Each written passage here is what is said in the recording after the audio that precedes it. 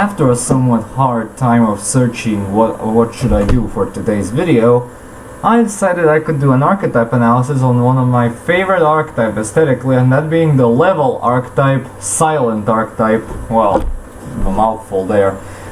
It's a dual monsters archetype introduced very late into the show and used by, of course, Yugi Muto. So yeah, I really like this archetype aesthetically, and let's not keep you waiting any longer and start with our first monster, that being Silent Swordsman level 3. It's, well, a level 3 warrior with 1000 attack and defense, and negate your opponent's spell effects that target this card.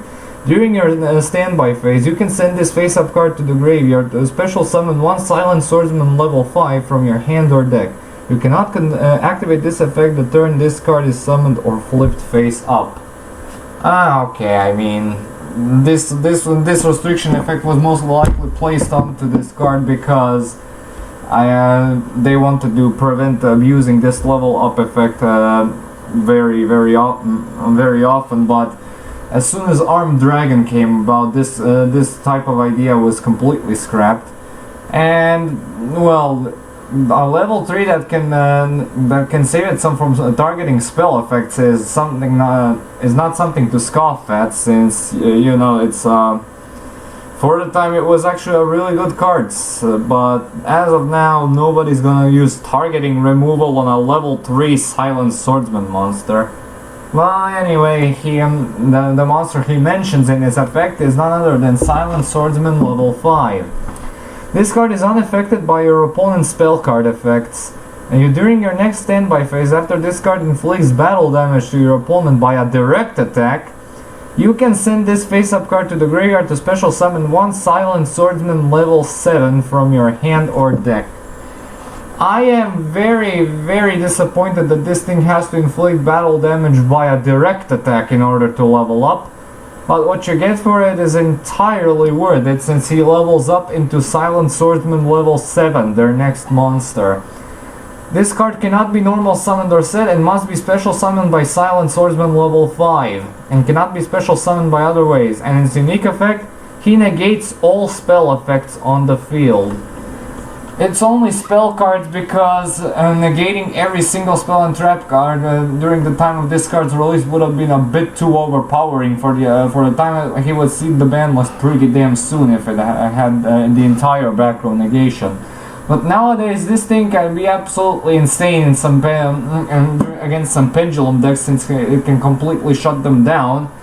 It can shut down their pendulum scales, it can prevent Magi Specters even from working correctly, and you can cheat this guy out by using level up on Silent Swordsman level 5 or level 3 if you have 2 copies in your hand.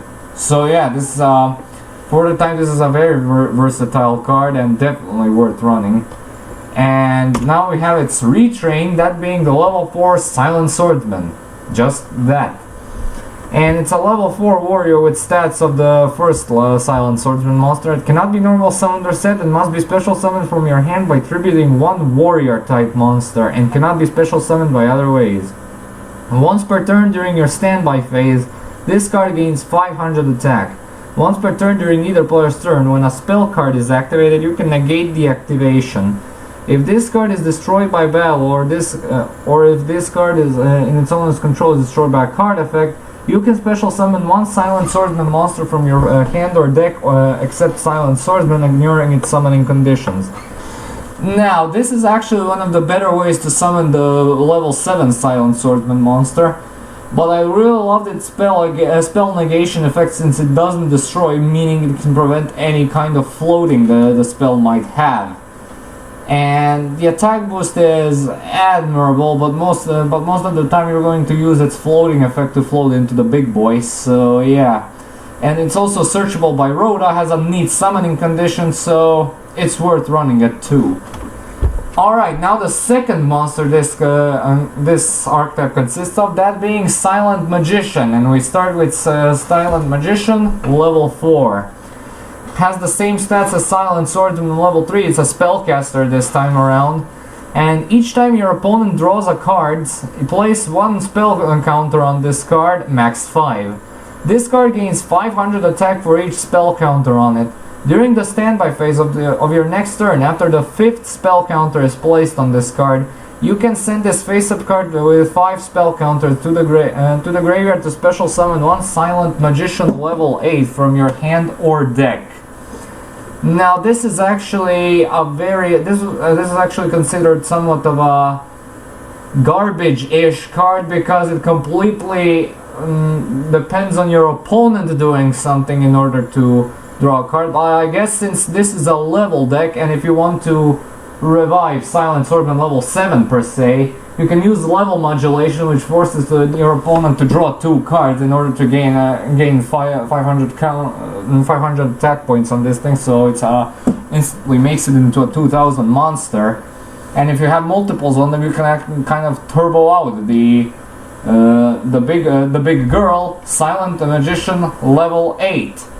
And cannot be normal summoned or set, must be special summoned by Silent Magician level 4, and cannot be special summoned by other ways.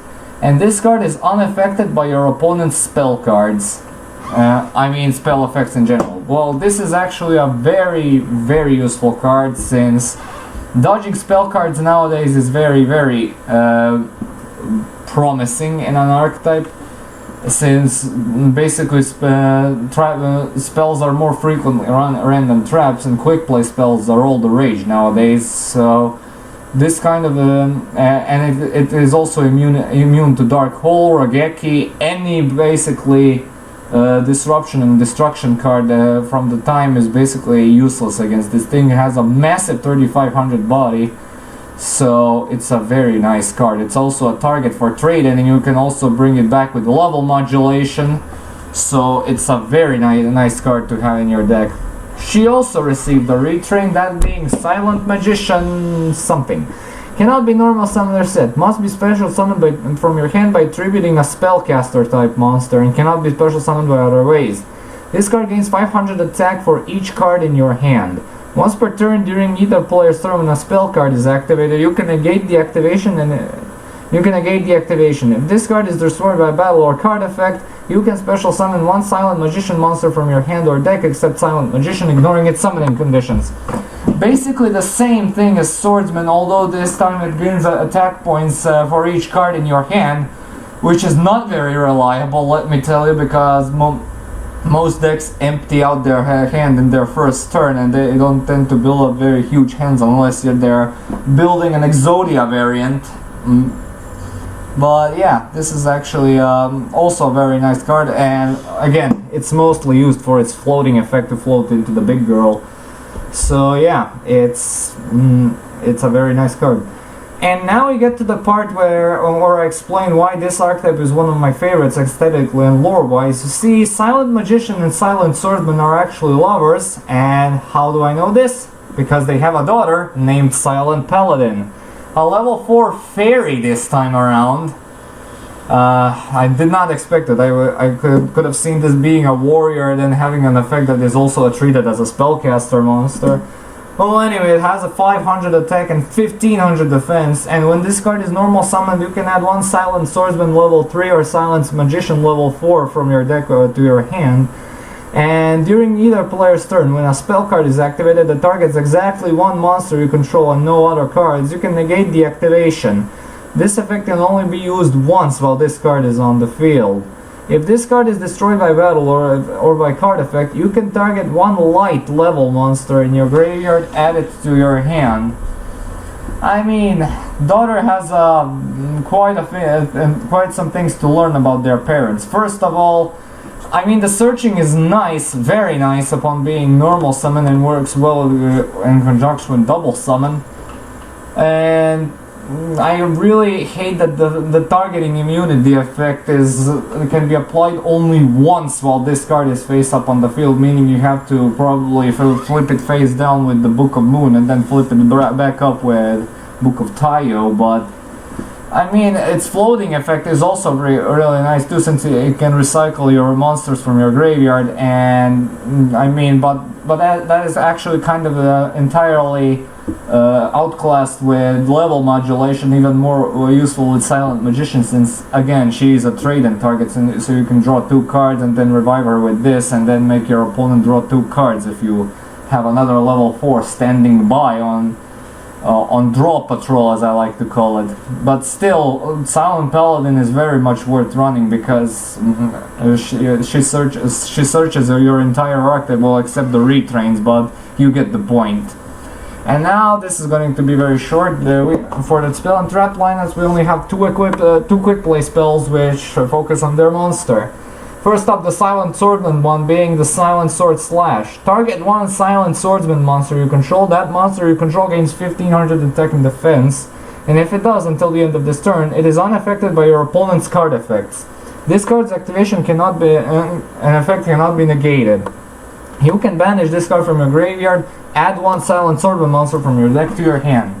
You never want to run any less than 3 of these. Not only does it boost your Silent Swordsman monster by 1500 attack, also it makes him unaffected by anything.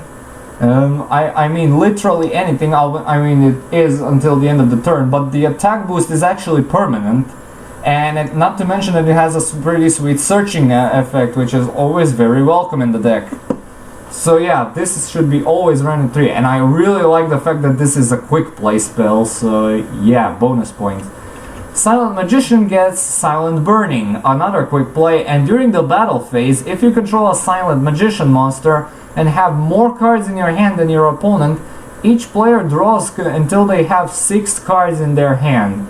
This card's effect and activation cannot be negated. You can banish this card from your graveyard, add 1 Silent Magician monster from your deck to your hand. Same floating effect warrants running this thing at 3.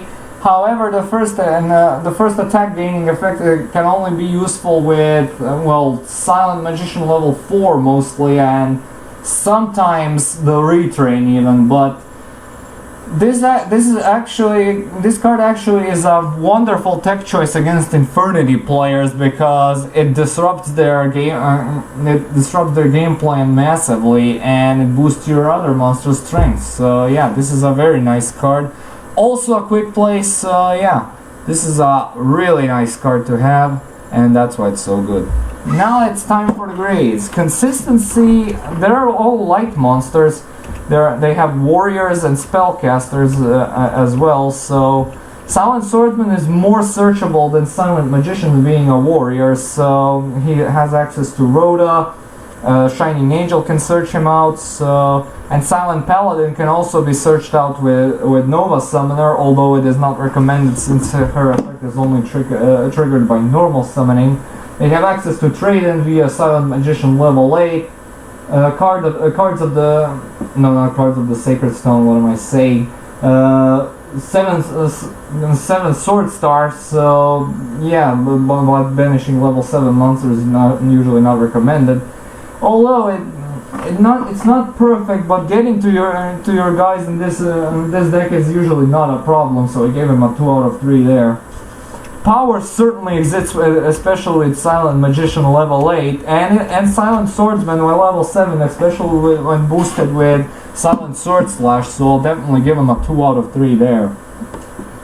Now, comeback ability usually depends on the floating effects of the retrains, or maybe even Silent Paladin in defense position, but anyway, and level modulation also helps out in that regard. Soul Charge does not work that well, especially on the higher level monsters. Usually you want to revive those, but still it's good enough for me to bump this to a 2 out of 3. Protection very much exists against only spell cards, but I guess it's kind of enough also to bump it to a 2 out of 3, but monster effects can also be pretty tricky to dodge sometimes, and Silent Magician does not have the amazing protection effects in her spell card. Still, yeah, no, I'm gonna give him a 1 out of 3 because it's kind of lacking in that aspect. Now, for the versatility, I mean, they are light monsters, so they definitely have some splashability. Honest can certainly help from the outside. and they have access to double summons, so I'll give them a generous 2 out of 3 as well. I mean, it's a pretty okay archetype overall, but I really want to see the continuation of this. Like I said, lore-wise and aesthetically, this is one of my favorite archetypes of all time. I'm really glad they gotten the retrains and the Yugimoto's booster packs, so this is a very well-received archetype from my side especially. So yes, I would very much like to see this archetype rise to the full prime as it truly deserves, because I really believe this archetype could be very dangerous if it gets some proper tools and support to play with. A certain a certain field spell can actually change the archetype entirely and make it a very versatile meta relevant archetype. So yeah. Now that being said, thank you all so much for watching. Stay tuned for more Red Zone and updates. Comment, like, and subscribe. And as usual, I'll upload the next vid whenever I can. See you all, have a good day, and peace.